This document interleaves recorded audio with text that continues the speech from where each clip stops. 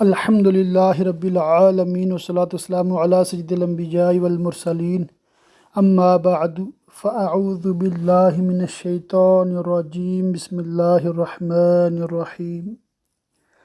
آج ہم بہار شریعت جو کہ فقہ حنفی کا انسائکلوپیڈیا ہے، اس میں حصہ اول ملائکہ کا بیان یعنی فرشتوں کے بارے میں جو اسلامی عقائد ہیں وہ پڑھیں گے، سنیں گے، تو آپ مکمل یکسوئی توجہ پورے انہماک کے ساتھ لیکچر آج کا سنیے۔ انشاءاللہ تعالی مشکل الفاظ، مسائل، عقائد کو تھوڑا آسان کرنے کی کوشش بھی کی جائے گی، اور یہی اس آڈیو کا مقصود بھی ہے۔ اور نیز یہ بھی مقصد ہے کہ اس کورس میں چونکہ میں بھی آپ کا شریک ہوں تو میں خود بھی پڑھوں، اور کہتے ہیں نا ترغیب دینے کے لیے سراپا ترغیب بننا پڑتا ہے۔ تو اللہ کے فضل سے، اللہ کے کرم سے، اس کورس کی برکت سے الحمدللہ رب العالمین میں خود بھی بہت کچھ سیکھ رہا ہوں۔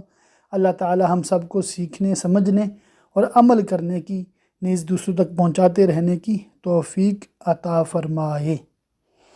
آئیے بلا تاخیر شروع کرتے ہیں۔ ملائکہ کا بیان۔ فرشتے اجسام نوری ہیں۔ اللہ تعالیٰ نے ان کو یہ طاقت دی ہے کہ جو شکل چاہیں بن جائیں۔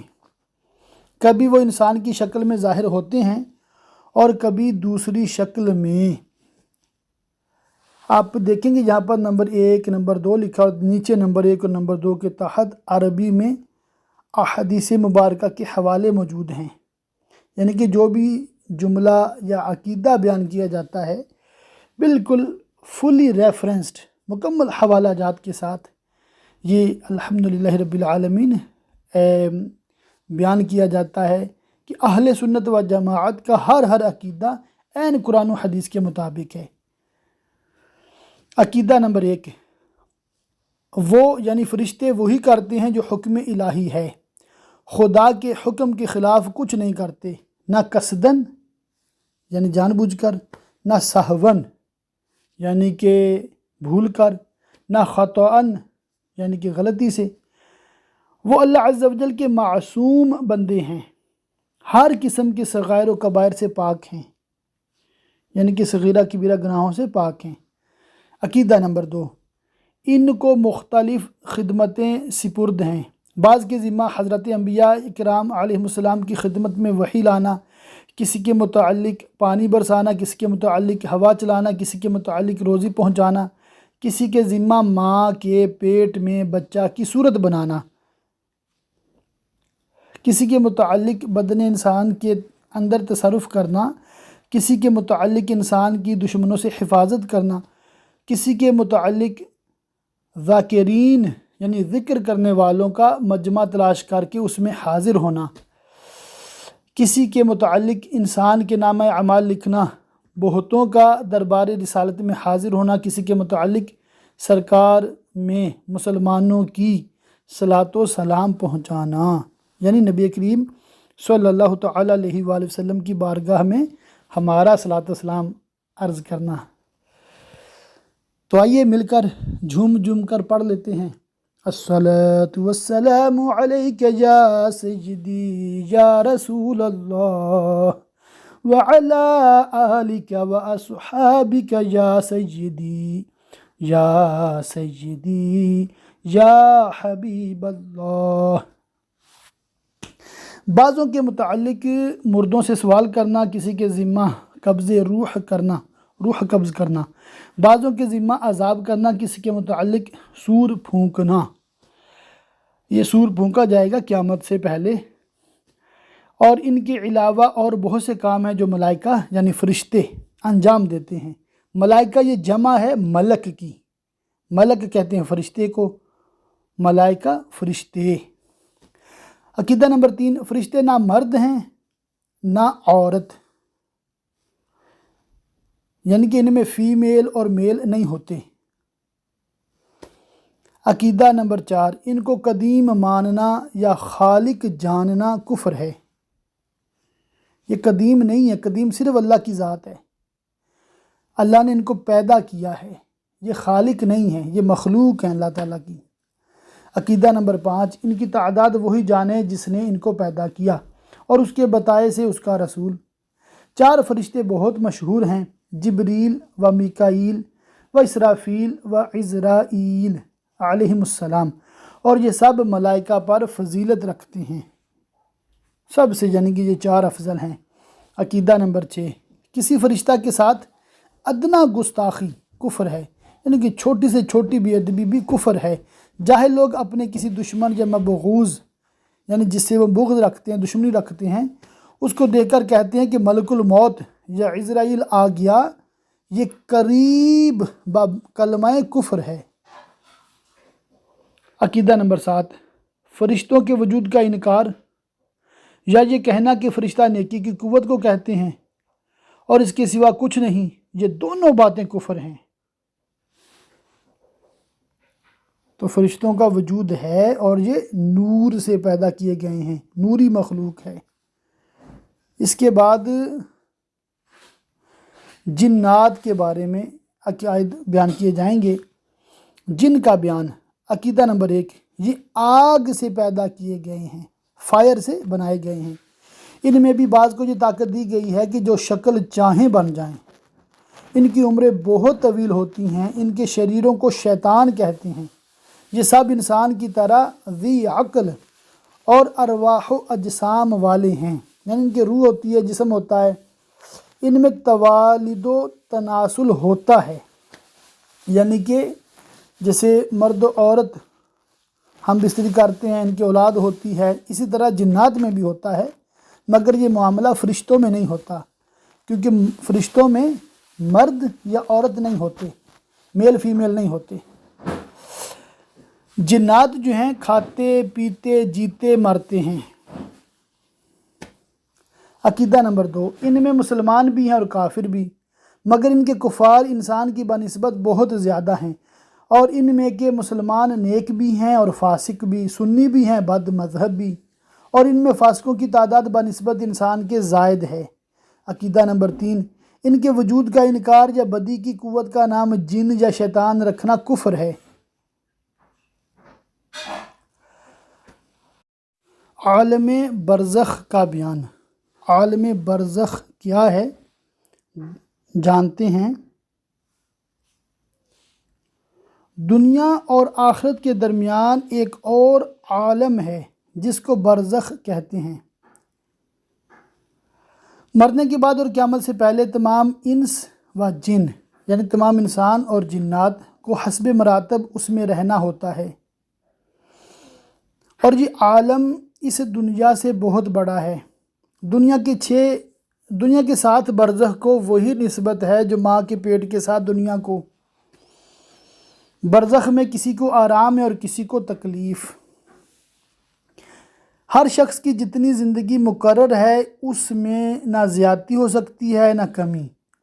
جب زندگی کا وقت ختم ہو جاتا ہے، پورا ہو جاتا ہے، جب زندگی کا وقت پورا ہو جاتا ہے، اس وقت حضرت عزرائیل علیہ السلام قبض روح کے لیے آتے ہیں۔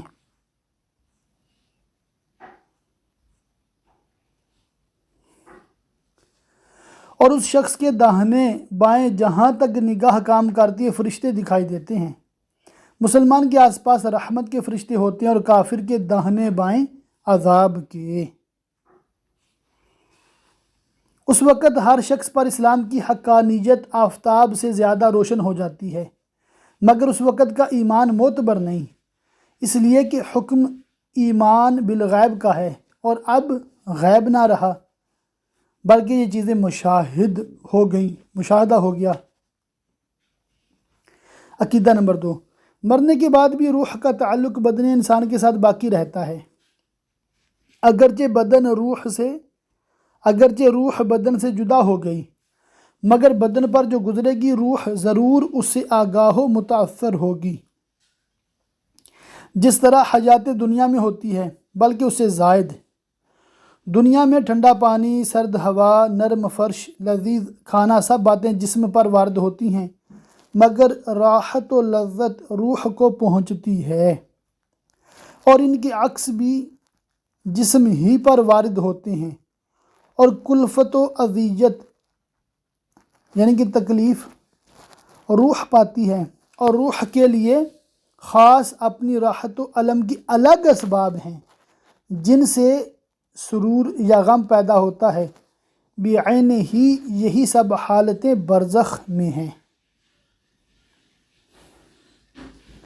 عقیدہ نمبر 3، مرنے کے بعد مسلمان کی روح حسب مرتبہ مختلف مقاموں میں رہتی ہے، بعض کی قبر پر، بعض کی چاہے زمزم شریف میں، بعض کی آسمان و زمین کے درمیان، بعض کی پہلے دوسرے ساتویں آسمان تک، اور بعض کی آسمانوں سے بھی بلند، اور بعض کی روحیں زیر عرش قندیلوں میں، اور بعض کی اعلی علیین میں، مگر کہیں ہوں اپنے جسم سے ان کا تعلق بدستور رہتا ہے۔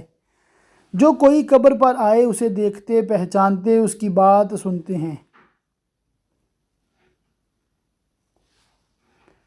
بلکہ روح کا دیکھنا قرب قبر ہی سے مخصوص نہیں۔ اس کی مثال حدیث میں یہ فرمائی ہے کہ ایک طائر، ایک پرندہ ہے، پہلے قفس میں بند تھا اور اب آزاد کر دیا گیا۔ قفس یعنی پنجرے میں بند تھا، اب آزاد کر دیا گیا۔ ائمہ کرام فرماتے ہیں بے شک پاک جانیں جب بدن کی علاقوں سے جدا ہوتی ہیں، عالم بالا سے مل جاتی ہیں اور سب کچھ ایسا دیکھتی سنتی ہیں جیسے یہاں حاضر ہیں۔ حدیث میں فرمایا جب مسلمان مرتا ہے اس کی راہ کھول دی جاتی ہے جہاں چاہے جائے۔ شاہ عبدالعزیز صاحب لکھتے ہیں روح را قرب بعد مکانی یکساں است۔ اس کا ترجمہ لکھا ہے نیچے 3 کے حاشیے میں، روح کے لیے کوئی جگہ دور یا نزدیک نہیں بلکہ سب جگہ برابر ہے۔ کافروں کی خبیث روحیں بعض کی ان کے مرگھٹ جہاں پر وہ ہندو جلاتے ہیں نا مردے کو، یا قبر پر رہتی ہیں، بعض کی چاہے برہوت میں کہ یمن میں ایک نالہ ہے، بعض کی پہلی دوسری ساتویں زمین تک، بعض کی اس کے بھی نیچے سجین میں، اور وہ کہیں بھی ہو جو اس کی قبر یا مرگٹ پر گزرے اسے دیکھتے، پہچانتے، بات سنتے ہیں، مگر کہیں جانے آنے کا اختیار نہیں کہ قید ہیں۔ تو اسے ہمیں یہ عقیدہ پتہ چلتا ہے کہ قبر چاہے کافر کی ہے، اس کی قبر پہ کوئی جاتا ہے تو وہ اس کو پہچانتا ہے، سنتا ہے۔ تو مسلمانوں کے بارے میں بھی ہم نے پہلے عقیدے میں پڑھا کہ وہ بھی الحمدللہ اللہ کے فضل سے سنتے ہیں، جانتے ہیں، پہچانتے ہیں، اور مسلمان تو چونکہ قید نہیں ہوتے تو روحانی طور پہ مدد بھی کر سکتے ہیں۔ سبحان اللہ۔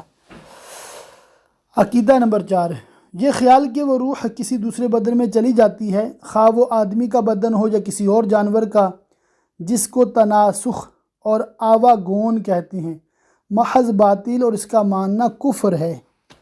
تو یہ جو ہندوؤں کا عقیدہ ہے نا 7 جنم والا، کہ بھی ایک جنم میں پیدا ہوا تو وہ روح دوسرے جنم میں مطلب وہ دوسرے بندے میں چلے جاتی ہے یا جانور میں چلے جاتی ہے، یہ سیدھا سیدھا کفر ہے۔ اسلام میں کیا ہے کہ جنم ایک ہی ہے، ہاں موت کے بعد زندہ کیے جائیں گے، وہ دوسرا جنم نہیں ہوگا، وہ ایک ہی جنم ہے، یعنی کہ پیدا ایک ہی بار ہوئے ہیں، موت کے بعد دوبارہ زندگی دی گئی اسی جسم اور روح کو، کیونکہ وہی جسم ہے، وہی روح ہے، اس لیے اس کو دوسرا جنم نہیں کہتے۔ تو وہ پھر ہمیشہ کے لیے زندگی ہے، کوئی جنت میں جائے گا تو ہمیشہ جنت میں رہے گا، دوزخ میں جائے گا تو ہمیشہ دوزخ میں رہے گا۔ ہاں بعض مسلمانوں کو اللہ تعالی ہم سب کو بچائے کہ وہ عذاب میں جائیں گے دوزخ میں، مگر اپنی وہ مدت کاٹ کے پھر جنت میں آ جائیں گے، اور پھر کافر رہ جائیں گے اور وہ ہمیشہ ہمیشہ وہیں رہیں گے۔ عقیدہ نمبر 5، موت کے معنی روح کا جسم سے جدا ہو جانا ہے، نہ یہ کہ روح مر جاتی ہو۔ جو روح کو فنا مانے بد مذہب ہے، یعنی کہ روح مرتی نہیں ہے بلکہ جسم سے صرف جدا ہوتی ہے، اور اسی کا نام موت ہے۔ عقیدہ نمبر 6، مردہ کلام بھی کرتا ہے اور اس کے کلام کو عوام جنوں انسان کے سوا اور تمام حیوانات وغیرہ سنتے بھی ہیں۔ عقیدہ نمبر 7، جب مردہ کو قبر میں دفن کرتے ہیں اس وقت اس کو قبر دباتی ہے۔ اگر وہ مسلمان ہے تو اس کو دبانا ایسا ہوتا ہے جیسے ماں پیار میں اپنے بچے کو زور سے چپٹا لیتی ہے، اور اگر کافر ہے تو اس کو اس زور سے دباتی ہے کہ ادھر کی پسلیاں ادھر اور ادھر کی پسلیاں ادھر ہو جاتی ہیں۔ عقیدہ نمبر 8، جب دفن کرنے والے دفن کر کے وہاں سے چلتے ہیں وہ ان کے جوتوں کی آواز سنتا ہے۔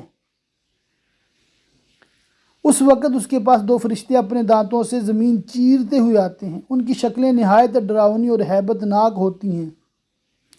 ان کے بدن کا رنگ سیاہ اور آنکھیں سیاہ اور نیلی اور دیگ کے برابر اور شعلہ زن ہیں، یعنی کہ شعلے نکل رہے ہیں اس میں سے، اور ان کے مہیب بال سر سے پاؤں تک۔ یہ نمبر 7 کے تحت مہیب لکھا ہے، خوفناک بال سر سے پاؤں تک، اور ان کے دانت کئی ہاتھ کے یعنی بہت لمبے لمبے، جن سے زمین چیرتے ہوئے آئیں گے۔ ان میں ایک کو منکر اور دوسرے کو نکیر کہتے ہیں، منکر اور دوسرے کو نکیر کہتے ہیں، منکر نکیر۔ مردے کو جھنجھوڑتے اور جھڑک کر اٹھاتے اور نہایت سختی کے ساتھ کرخت آواز میں سوال کرتے ہیں۔ مر ربو کا پہلا سوال ہے مر ربو کا، تیرا رب کون ہے؟ دوسرا سوال ہے ما دینو کا، تیرا دین کیا ہے؟ تیسرا سوال ہے ما کونتا تقول فی ھذا الرجل، ان کے بارے میں تو کیا کہتا تھا؟ مردہ مسلمان ہے تو پہلے سوال کا جواب دے گا ربی اللہ، میرا رب اللہ ہے۔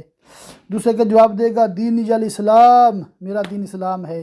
تیسرے سوال کا جواب دے گا ہوا رسول اللہ صلی اللہ تعالی علیہ وآلہ وسلم، وہ تو رسول اللہ صلی اللہ تعالی علیہ وآلہ وسلم ہیں۔ اور عاشق کیا کہیں گے؟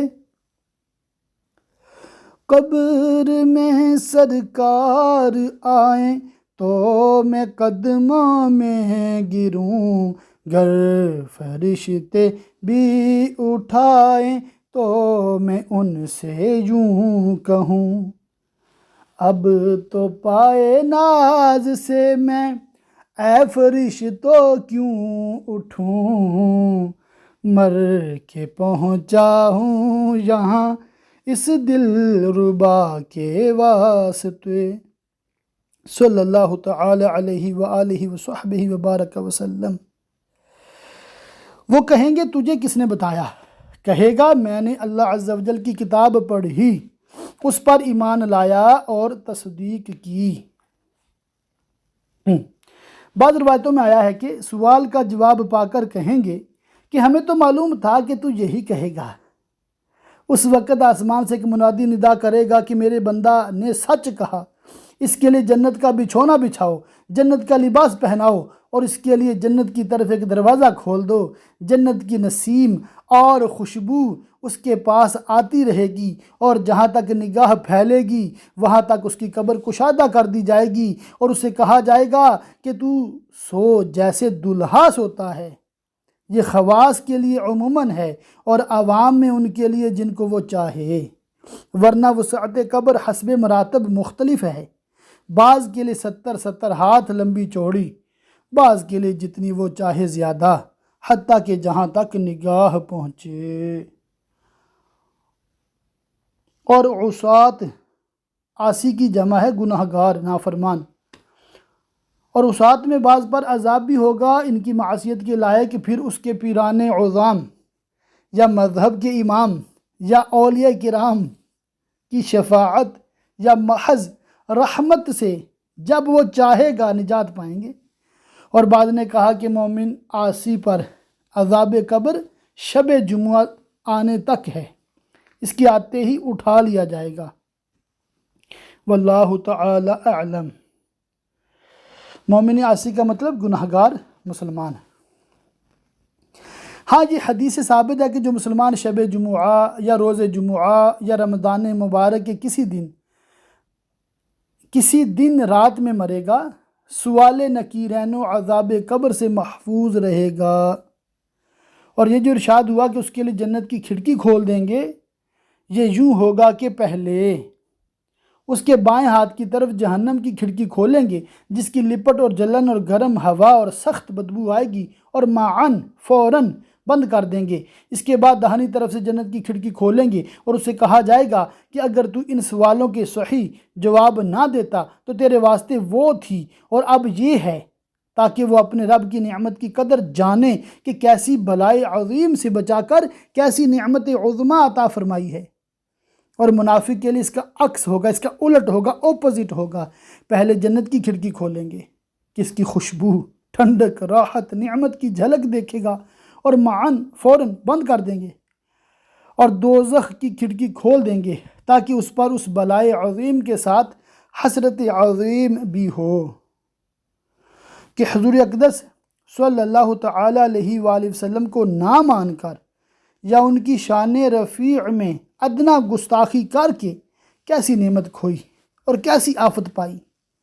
اور اگر مردہ منافق ہے تو سب سوالوں کے جواب میں یہ کہے گا، ہا لا ادری، افسوس مجھے تو کچھ معلوم نہیں، کنت اسمع الناس یقولون شیئا فاقول، میں لوگوں کو کہتے سنتا تھا، خود بھی کہتا تھا۔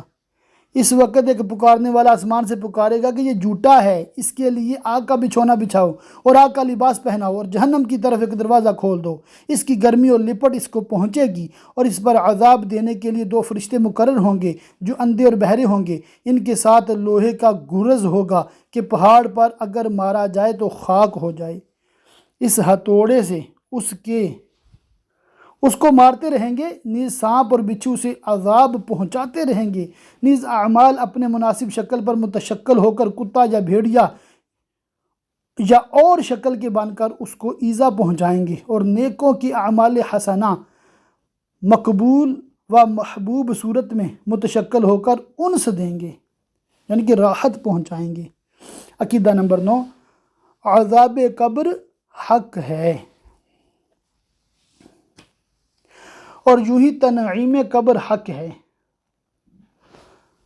عذاب کہتے ہیں نا پنشمنٹ، تنعیم کہتے ہیں نعمتیں دیا جانا، یہ بھی حق ہے، اور دونوں جسم و روح دونوں پر ہیں۔ اگر عذاب ہوگا تو جسم و روح دونوں پر، اگر نعمتیں ملیں گی تو جسم و روح دونوں لذت پائیں گے۔ جسم اگرچہ گل جائے، جل جائے، خاک ہو جائے، مگر اس کی اجزائے اصلیہ قیامت تک باقی رہیں گے، وہ مورد عذاب و ثواب ہوں گے۔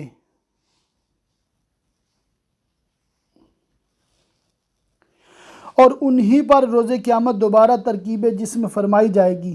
وہ کچھ ایسے باریک اجزاء ہیں ریڑھ کی ہڈی میں جس کو عجب الذنب کہتے ہیں کہ نہ کسی خوردبین سے نظر آ سکتے ہیں، نہ آگ انہیں جلا سکتی ہے، نہ زمین انہیں گلا سکتی ہے، وہی تخم ان جسم ہیں۔ ولہذا اور روز قیامت روحوں کا اعادہ، لوٹایا جانا اسی جسم میں ہوگا، نہ جسم دیگر میں، یعنی کوئی اور جسم نہیں ہوگا، یہی باڈی ہوگی۔ بالائی زائد اجزاء کا گھٹنا بڑھنا جسم کو نہیں بدلتا، جیسا ایک مثال ہے، بچہ کتنا چھوٹا پیدا ہوتا ہے پھر کتنا بڑا ہو جاتا ہے، کبھی ہیکل جوان بیماری میں گھل کر کتنا حقیر رہ جاتا ہے، پھر نیا گوشت پوست آ کر مثل سابق ہو جاتا ہے۔ ان تبدیلیوں سے کوئی نہیں کہہ سکتا کہ شخص بدل گیا۔ یوں ہی روز قیامت کا عود ہے، پلٹنا ہے۔ نمبر 5 کے تحت لکھا لوٹ کر آنا ہے۔ وہی گوشت اور ہڈیاں کہ خاک یا راکھ ہو گئے ہوں، ان کے ذرے کہیں بھی منتشر ہو گئے ہوں، رب عز و جل انہیں جمع فرما کر اس پہلی ہیئت پر لا کر انہیں پہلے اجزائے اصلیہ پر کہ محفوظ ہیں ترکیب دے گا، اور ہر روح کو اسی جسم سابق میں بھیجے گا۔ اس کا نام حشر ہے۔ عذاب و تنعیم قبر کا انکار وہی کرے گا جو گمراہ ہے۔ عقیدہ نمبر 10، مردہ اگر قبر میں دفن نہ کیا جائے تو جہاں پڑا رہ گیا یا پھینک دیا گیا غرض کہیں ہو، اسے وہیں سوالات ہوں گے اور وہیں عذاب یا ثواب اسے پہنچے گا۔ یہاں تک کہ جسے شیر کھا گیا تو شیر کے پیٹ میں ثواب و عذاب جو کچھ ہو پہنچے گا۔ مسئلہ انبیاء علیہ السلام اور اولیاء کرام و علماء دین و شہداء و حافظان قرآن کہ قرآن مجید پر عمل کرتے ہوں، اور وہ جو منصب محبت پہ فائز ہیں، اور وہ جسم جس نے کبھی اللہ عز و جل کی معصیت نہ کی، اور وہ کہ اپنے اوقات درود شریف میں مستغرق رکھتے ہیں، ان کے بدن کو مٹی نہیں کھا سکتی۔ جو شخص انبیاء کرام علیہ السلام کی شان میں یہ خبیث کلمہ کہے کہ مار کے مٹی میں مل گئے، معاذ اللہ، ایسا بکنے والا گمراہ، بد دین، خبیث، مرتکب توہین ہے۔ اصل میں ایک یہ وہابی بدبخت ہوا تھا، اس نے یہ بکواس لکھی تھی۔ اللہ تعالی ہمیں بے ادبی اور بے ادبوں سے محفوظ رکھے۔ معاد و حشر کا بیان۔ بے شک زمین و آسمان اور جن و انس و ملک سب ایک دن فنا ہونے والے ہیں، صرف ایک اللہ تعالیٰ کے لیے ہمیشگی اور بقا ہے۔ دنیا کے فنا ہونے سے پہلے چند نشانیاں ظاہر ہوں گی۔ نمبر 1، 3 خسف ہوں گے، یعنی آدمی زمین میں دھنس جائیں گے، ایک مشرق میں، دوسرا مغرب میں، تیسرا جزیرہ عرب میں۔ نمبر 2، علم اٹھ جائے گا، یعنی علماء اٹھا لیے جائیں گے۔ یہ مطلب نہیں کہ علماء تو باقی رہیں اور ان کے دلوں سے علم محو کر دیا جائے۔ نمبر 3، جہالت کی کثرت ہوگی۔ نمبر 4، زنا کی زیادتی ہوگی، اور اس بے حیائی کے ساتھ زنا ہوگا جیسے گدھے جفتی کھاتے ہیں، بڑے چھوٹے کسی کا لحاظ پاس نہ ہوگا۔ نمبر 5، مرد کم ہوں گے اور عورتیں زیادہ، یہاں تک کہ ایک مرد کی سرپرستی میں 50 عورتیں ہوں گی۔ نمبر 6، علاوہ اس بڑے دجال کے اور 30 دجال ہوں گے کہ وہ سب دعویٰ نبوت کریں گے، حالانکہ نبوت ختم ہو چکی، جن میں بعض گزر چکے جیسے مسلمہ کذاب، طلیحہ بن خویلد، اسود عنسی، سجاح، عورت کے بعد کو اسلام لے آئی، غلام احمد قادیانی وغیرہ، اور جو باقی ہیں ضرور ہوں گے۔ نمبر 7، مال کی کثرت ہوگی، نہر فرات اپنے خزانے کھول دے گی کہ وہ سونے کے پہاڑ ہوں گے۔ نمبر 8، ملک عرب میں کھیتی اور باغ اور نہریں ہو جائیں گی۔